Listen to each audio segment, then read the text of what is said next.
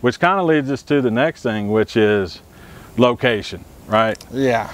So with bonsai, they're dependent on you to put them in the right location to survive and thrive and do well in your garden. So, and that's a multi-layered thing, yeah. location, because that can be your location that you live at right now. You know, you got to be in tune with the seasons and know what's going on, because sometimes, like here, we got a really nice climate. Right. You can kind of get away with stuff here and there. But I mean, say if you live, you know, east of here in like near Charlotte or somewhere where it's going to get a lot hotter, you got to really know like what's going on, what's the best plant for your location.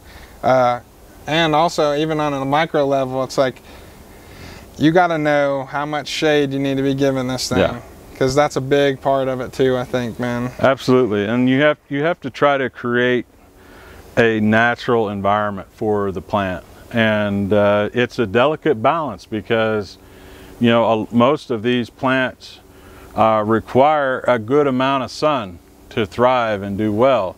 But in the bonsai setting of its pot and your shallow root system and all of that, you can't put this in full sun and expect it to do well. You know, you've got to give it some relief from that hot afternoon sun. You've got to give it, and that means you have to learn your garden, your location. You have to learn when is the sun going to be at this time of the day, because you're not going to be able to just sit there and watch your maple all day. So you've got to learn your garden and learn your sun cycle of where your shade's at what time of the day, so that you can place your bonsai pot in the right spot, so that, you know, while you're at work all day, it's not just sitting out there baking and getting fried in the sun, right? I mean, that's a hard ask, because it takes a lot of time and learning that process.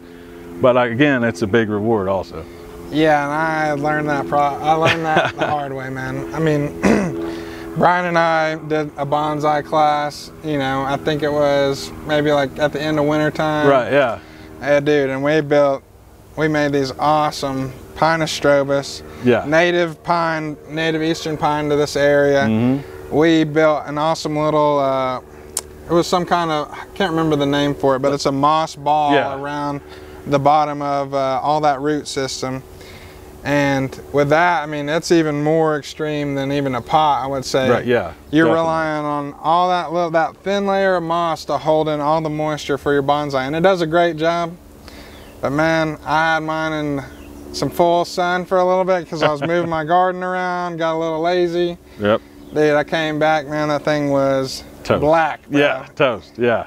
And that happens to the best of us, honestly. Like I've heard a lot of top tier bonsai experts talk about how many plants that they've lost in the process of learning bonsai, I think. And as a beginner, you kind of have to be able to get that in your mind, where it's like, because if you're worried about, you know, your plant all the time, you know, it's not going to be enjoyable, you know, if that's like your biggest stress. And that kind of leads me to another point to this location, is you have to put this also, you know, with all those other aspects of it, you got to put this plant somewhere where you see it often, because it's very easy just in our busy lives that we all live, right, to just get up every day and just get around, boom, you're off to work.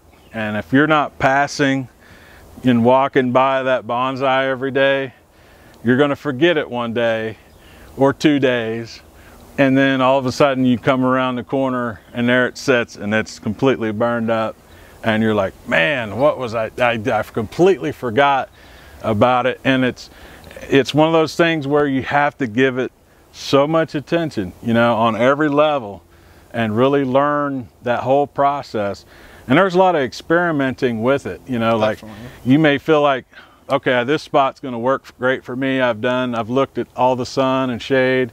I walk through here often, and then it may still be something that didn't work out quite like you thought. So there's a lot of experiment to it.